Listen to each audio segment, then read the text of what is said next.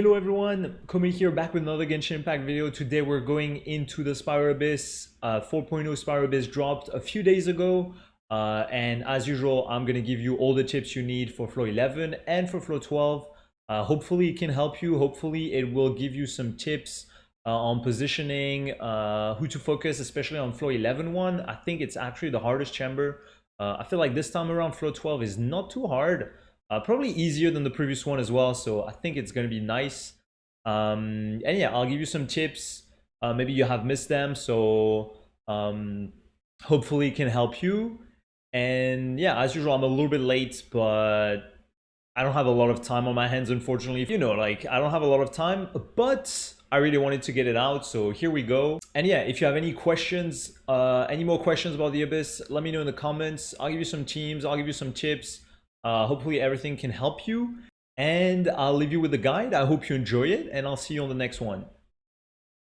Okay, let's go. Welcome everyone.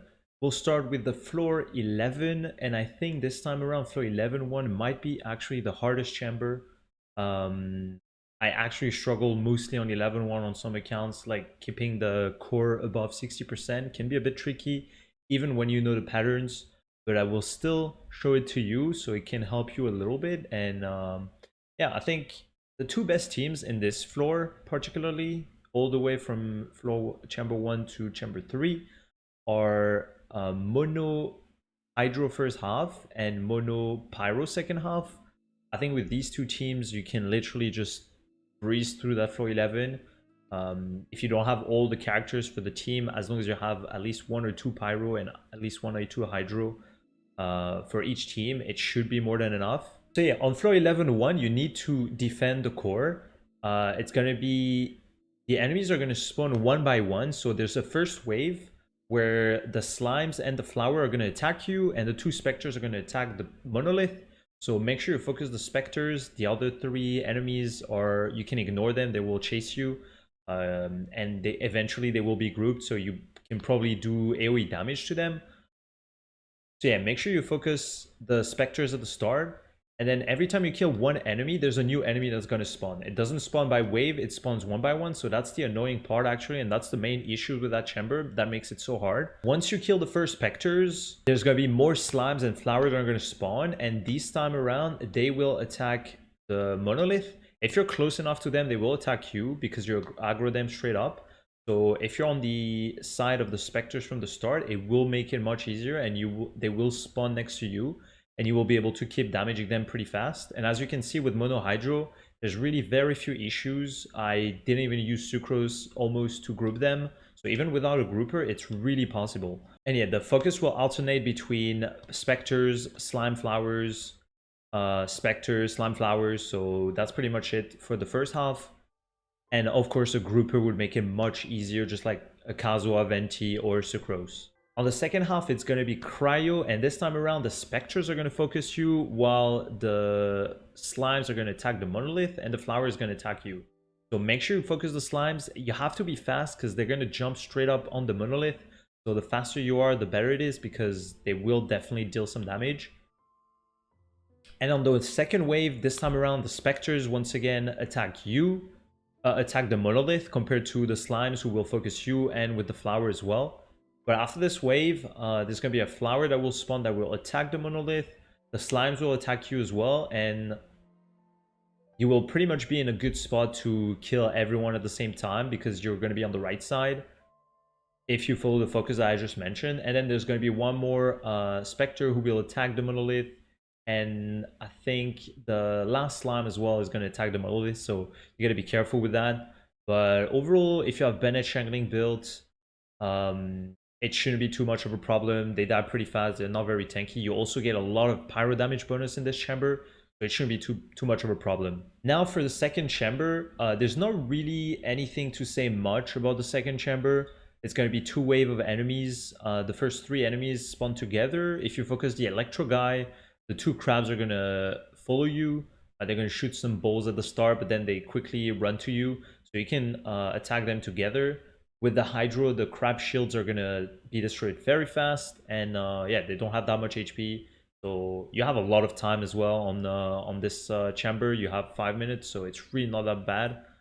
And then the two electro helixals at the end, very fast.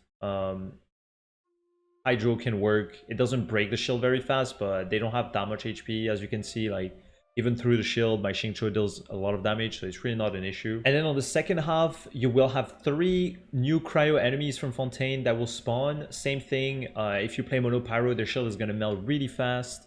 You can group them with Kazuha if you have, but otherwise they will run to you if you focus the one that is in front of you at the start. No need really for a grouper in this case. Same for the 3 bishops that spawn right after, and then finally you have 2 cryo Lawachurl that are going to spawn. Your pyro is going to shred through the shield, and it's going to be very fast. Like, you get so much pyro damage from this chamber, it's pretty crazy. Here comes the finale. And then finally, the last chamber. The last chamber is going to be 3 samurais at the start. Pretty simple, pretty straightforward.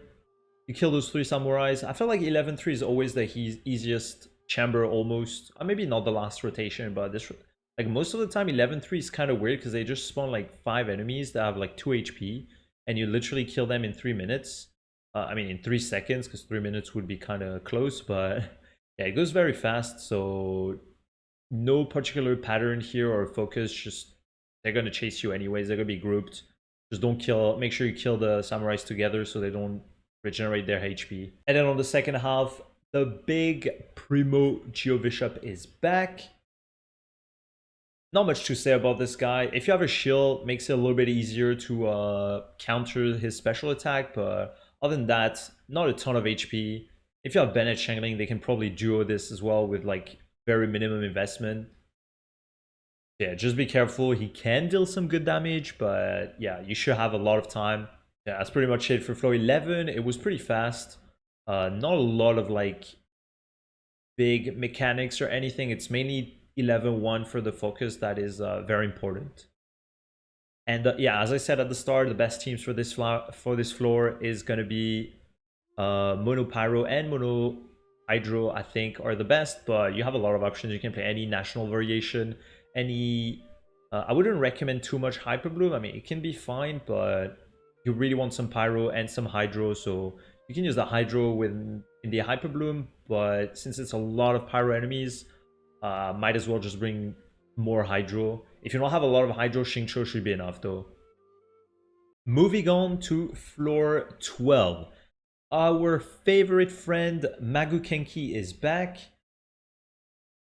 This time around, he is going to be moving a little bit more, so we got to be careful with that one. Magukenki, at the start, he's going to wake up 5-10 seconds before you can deal damage.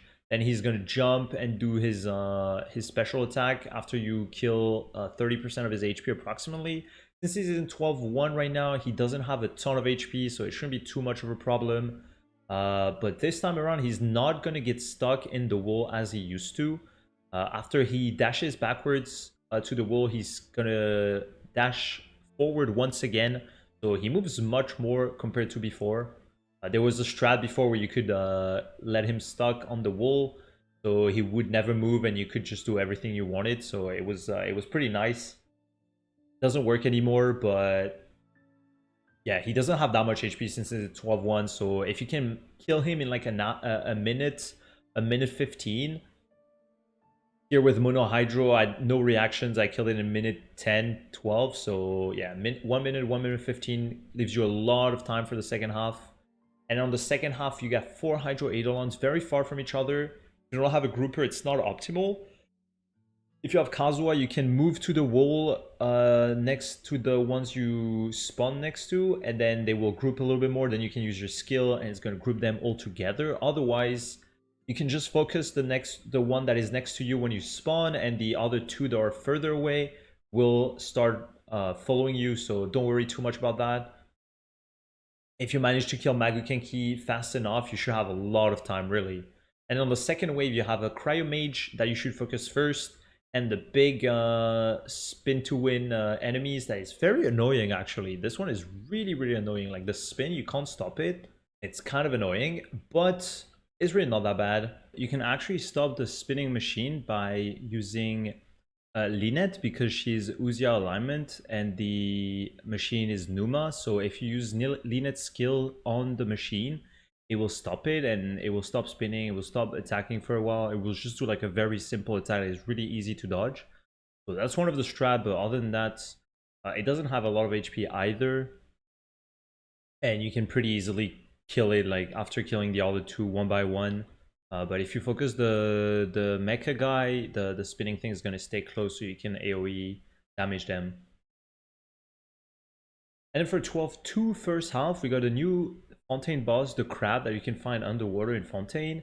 This guy has a Pyro Shield where you will need some Hydro to destroy it fast. You can still use Electro and Anemo, but Hydro is the most efficient. Ideally AoE Hydro Ab, so not really Yalan. Yalan is not the best for it. You can use Kokomi, Ayato, or Xingqiu. Those are very good to break the shield. But if you don't have those build, you can still use Yalan, Raiden. Any Electro can break the shield pretty well as well. With some Anemo on top of it, it works very well. No special attack for this boss, other than sometimes you will do an attack that makes the ground burning. So you just have to be careful. It is quite a lot of damage. So yeah, just don't stand there. And every time you break the shield, he's gonna go back underground to repair the shield afterwards. So you'll have to break the shield again. This boss doesn't have a lot of HP, so it's gonna be not too difficult, especially if you have some hydro application. And on the second half, you will get 3 Eremites. On this one, you should focus the Pyro Eremite. She will spawn her animal, destroy it as soon as you can. And the 2 others are gonna focus you anyway, so it's gonna be very easy to kill them together. And the second wave of enemy in this half is gonna be the 2 new bulls from Fontaine as well. One is gonna have Geo and the other one is gonna be Dendro. So for the Geo one, if you have some plunge attacks, some Geo characters, that can make it a little bit easier to break the shield and make it like unable to attack. Same for the Dendro bull. If you have some Electro, some Pyro, some elements to break the shield, it's good, but it's not necessarily needed. They deal a lot of damage, so you have to be careful, but they don't have a ton of HP. And they stay very close together, so you can easily group them and kill them together.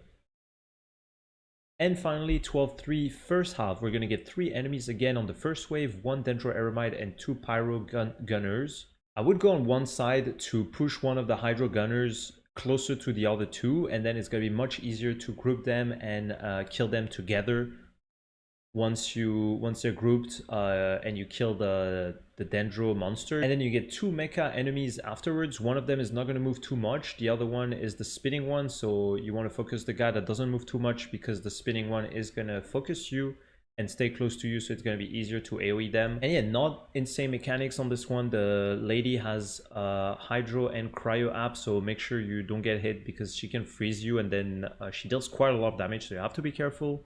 And then on the last chamber second half, we'll meet Coppelius and Coppelia. It's going to be the Coppelius version of the fight, so this is a little bit different if you only fought Coppelia for Linet so far. The strat on this one is pretty simple. Either you can bring Linet to break the shield every few seconds. The Coppelius is going to spawn a cryo shield that you can break either with Pyro or other element application, but Pyro being the fastest, or with a skill from Linet. It's going to instantly break it.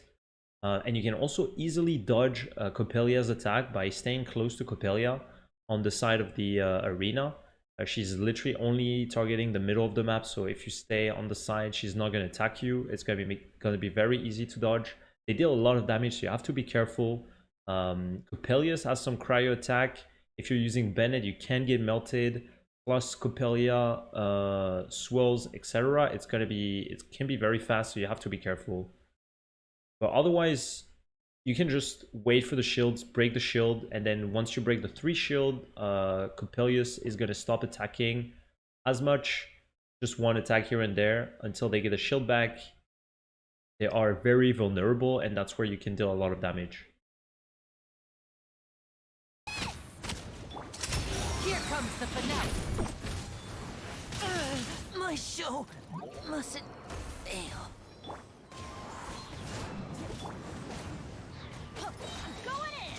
one with wind and cloud.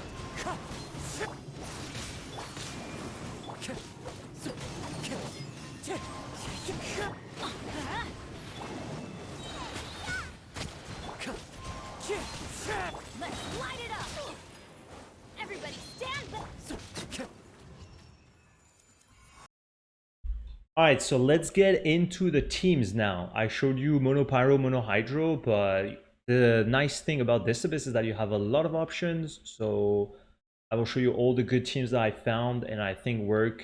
All the teams are very good. First half are Hyper Bloom, so any variation of Hyper Bloom, double Dendro, one Electro, one Hydro, anything can work really. As long as you have one Hydro to break the Crab Shield pretty fast, then you're pretty much good. And on the second half, any Pyro, pretty much Bennett Shangling variation. So Mono Pyrolini, Dia, Diluc, Klee can work. I think Bennett Shangling, Kazuha slash Sucrose have enough damage overall to take care of the damage part. So you can have like a subpar Pyro DPS on top of it or any other DPS to be fair. Other teams are good. Bloom team first half with Nilu, Nahida. I preferably recommend Nahida because without Nahida, Bloom is a little bit underwhelming. It can still work, but you might struggle a little bit since it's a lot of single target in 12-1, 12-2. And then national team second half, any variation, as I said earlier, like with Child, with a Yato. Can be with Raiden as well, very good. And you don't even need grouping. That's the good thing about this abyss is that you don't necessarily need grouping. If you don't have a Kazuha or Sucrose or a Venti, you have so much time. The enemies don't have that much HP that it's really not that big of an issue if you don't have grouping. You can kill them one by one. And on the first half, Freeze is pretty good too, I would say. Not the best against Magukenki because he moves a lot. So a Yaka Burst or Ganyu Shock can be missed, but overall it's still very good. Rational second half. Wanderer can be very good on the first half as well with a Hydro setup. So with Yalan or Xingqiu, then Farazan, and then like a shield like Toma or Zhongli. Hu Tao double Hydro, very good on the first half too. Extremely strong. Tons of damage, tons of Hydro app. And Hyperbloom can also work on the second half, but not as good as the Pyro options, of course. And as I said earlier, you can bring Linet on the second half as well to break the Numa stuff, the Numa enemies, but it's really not needed. The mechanic is not like limiting too much, so that's a good thing. Alright, that's going to be it for the Abyss guide for this rotation. I hope it was helpful. Let me know if you have any questions. Feel free to ask in the comments, join the Discord if you need any more help. And yeah, I appreciate you very much for watching this video. Hope you enjoyed it, and I'll see you on the next one. Next video is going to be actually a 4-star only clear of this Abyss. It was actually my first clear of this rotation. I did it with 4 stars only. Hyper Bloom, I think, first half, and then Linet second half with Bennett Shangling official. So kind of interesting. Nothing crazy, but it was very fun. I hope you will enjoy it. I'll try to post it in like 2 or 3 days or as soon as possible. I will see, but thank you for watching and I'll see you on the next one. Bye bye.